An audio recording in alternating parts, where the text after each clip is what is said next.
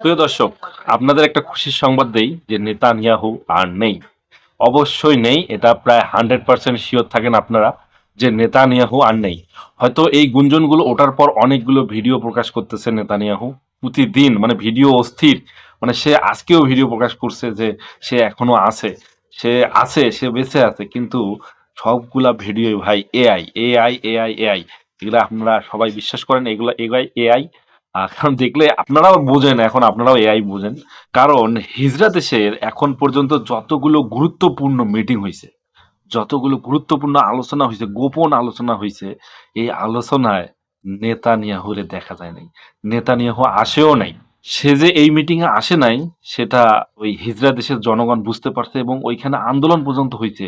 সে কেন আসতেছে না, সে কোথায়, কেন প্রকাশ্যে বাইর হচ্ছে না, সে কেন মিটিং গুলোতে উপস্থিত হচ্ছে না। অনেকে বলতে পারেন এটা গুজব, কারণ এইরকম অনেক নেতাই আত্মগোপনে চলে যায়। এর আগে ওই যে উত্তর কোরিয়ার কিম জং উন, আমাদের আইডল কিং কিম জং উন, উনিও কিন্তু আত্মগোপনে চলে গেছিলেন। কিম জং উন প্রায় 6 মাসের মতো, 6 মাস 7 মাস তিনি আত্মগোপনে ছিলেন।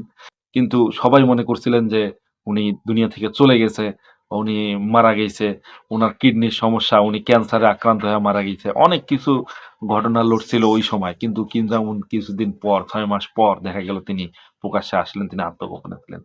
কিন্তু এবারও কি এরকম হবে কিনা নেতানিয়াহুর বেলায়? এটাই হলো প্রশ্ন। কিন্তু ভাই এবার কিন্তু এরকম হওয়ার সম্ভাবনা নেই। কারণ যে রাষ্ট্রের গুরুত্বপূর্ণ মিটিং গুলো সেগুলোতে কিন্তু কিম জং উন উপস্থিত ছিলেন। কিন্তু এখানে নেতানিয়াহু উপস্থিত হচ্ছেন না। আর কিম জং উন যখন নিখোঁজ ছিলেন তখন কিন্তু উত্তর কোরিয়ার কোনো যুদ্ধ বা কোনো গ্যাঞ্জাম ছিল না। কিন্তু মজার বিষয় হচ্ছে যে ইসরায়েলে হিজড়া দেশে এখন কিন্তু যুদ্ধ চলতেছে, এখন কিন্তু খেলা চলতেছে। ইরান কিন্তু নিজেরাই দাবি করছে যে ইরান ওই যে রকেট মাইরা দিয়ে কিন্তু ওরে একদম জাহান্নামের চৌরাস্তা দেখাই দিছে।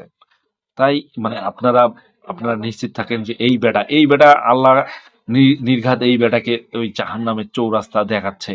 আর সবাই আলহামদুলিল্লাহ পড়তে থাকেন যে ঘটনা যেন সত্য হয়, ঘটনা যেন প্রমাণিত হয়, সে যেন আর ফিরে আসতে না পারে।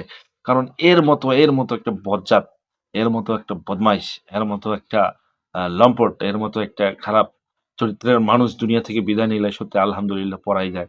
আর এবার নির্ঘাত সেটা হতেই